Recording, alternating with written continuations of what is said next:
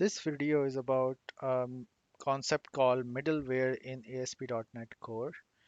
Middleware is an important concept in ASP.NET Core, and it's basically we can see from this diagram that with each HTTP request, it passes through the middleware, and also the each HTTP response passes through the middleware. For example, there can be a static file middleware or authentication middleware. We will look at the filters later, and also there can be a custom middleware. So if you look at the sample project, you can see that I have the app.use static files middleware in my project in the startup. So in my configure method, I add all those with middlewares to the app. So I add the course middlewares to implement the course policy. Then I have the use static middleware files middleware to allow the project to use images and other static files. Then also it also uses the authentication middleware to authenticate each and every request. And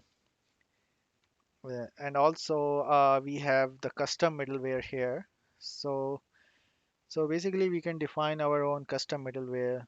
For example, there is a middleware called required HTTP headers check middleware. So basically what this middleware does is like it checks each HTTP request header and verify that certain information or key is present in the header. For example, in here it's looking for the user key header. So if you look at the Swagger page here, um, you can see that is throwing an error that user key is missing if I directly invoke the base URL.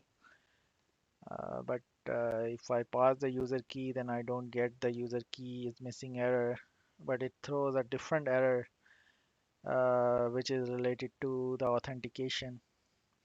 And here it you can see that it goes to the exception handler middlewares, which handle any other exceptions in the project. So you can see that the authentication failed for the HTTP request. So we can there's another example for the middleware called request response middleware, through which we can check each and every request and response, and we can log the request and response. So basically, these were the example of the middleware in ASP.NET.